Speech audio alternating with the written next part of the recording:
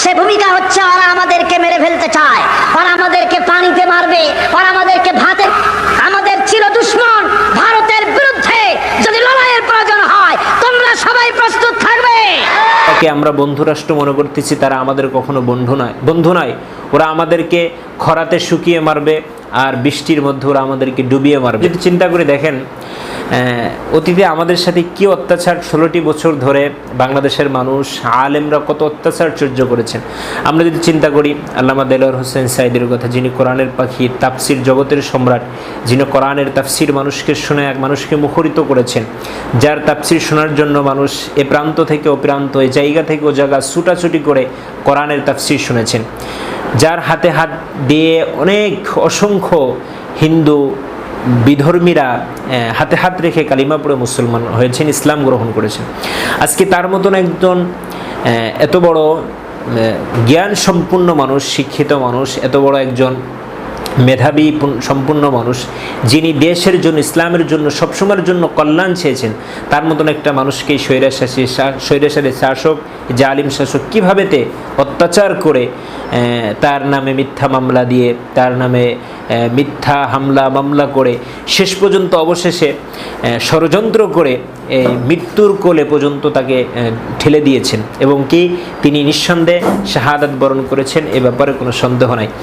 দেখেন আল্লামা দেলোয়ার হোসেন সাঈদী যখন তিনি দাপুটিভাবে তো কথা বলতেন ময়দানে, তিনি তখন একটা কথা বলেছিলেন যে আমরা বন্ধু রাষ্ট্র মনে করতেছি, তারা আমাদের কখনো বন্ধু নয়।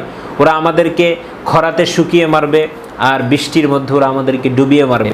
যার বাস্তব চিত্রগুলো এখন আমাদের সামনে স্পষ্ট। প্রত্যেক বছর কোনো না কোনো এলাকা এই ইন্ডিয়ার ঢলের পানিতে প্লাবিত হচ্ছে, কোনো এলাকা ক্ষতিগ্রস্ত হচ্ছে, যার কারণে আমাদের জমির উর্বরতা ক্ষমতা ধূলিসাৎ হচ্ছে এবং দিনের দিন আমরা শুধুমাত্র আমাদের এই উন্নয়নগুলো বা উন্নয়ন করতে আমাদের ফসলি জমিগুলো, আবাদি জমিগুলো নষ্ট হওয়ার কারণে আমাদের দেশের অনেক বড় বিরাট আকারের একটি ক্ষতি হচ্ছে। যখন আমাদের পানির প্রয়োজন হয় তখন তারা আমাদেরকে পানি দেয় না, যখন আমাদের পানির প্রয়োজন হয় না তখন আমাদেরকে পানি দিয়ে আমাদেরকে ডুবিয়ে দেয়। তো এই ষড়যন্ত্র থেকে বাঁচার জন্য আমাদের বর্তমান যিনি আমাদের প্রধান উপদেষ্টা হিসেবে দায়িত্ব পালন করতেছেন ডক্টর ইউনূস সাহেবকে আমরা সকলের পক্ষ থেকে উদারত আহ্বান জানাবো। এর জন্য আপনি একটা সুস্থ ফায়সালা করবেন। যদি দ্বিতীয় পারাক্ষার সিদ্ধান্ত নেন সেটাও যদি আমাদেরকে বলেন, ইনশাআল্লাহ আমরা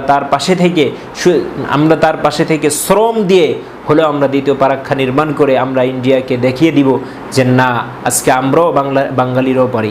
যদি এভাবেতে না অন্যভাবেতে সমাধান করা যায়, সেভাবেতে সমাধান করে হলেও আমরা সুস্থ একটি সমাধান চাই, যাতে করে আমাদের মুসলমানরা, যাতে করে বাঙালি জাতিরা নিরাপদ থাকতে পারে, যাতে করে কখনো কোনো বিষয়ে সম্মুখীন না হতে পারে। সবসময়ের জন্য একটা বিষয় চিন্তা করতে হবে, একটা হচ্ছে আল্লাহ প্রদত্ত গজব, আরেকটা হচ্ছে প্রাকৃতিকভাবেতে যেটা হয়েছে। আল্লাহ প্রদত্ত যেটা হয় সেটা কখনো ঠেকিয়ে রাখা যায় না, আর প্রাকৃতিকভাবেতে যদি কোনো বিপর্যয় হয় এটা তো নিঃসন্দেহে আমাদের কোনো সিদ্ধান্ত দ্বারা আমরা ঠেকাতে পারি। অতএব এই ফারাক্কার পানিকে আমরা ঠেকাতে সক্ষম হব। ডক্টর ইউনূস সাহেব যে পরামর্শ দিবে এই পরামর্শ ভিত্তিক আমরা বাংলাদেশের জনগণ কাজ করব। ইনশাআল্লাহ দেখা যাবে এই কঠিন পরিস্থিতির মধ্য থেকে আমরা রক্ষা পাবো ইনশাআল্লাহ।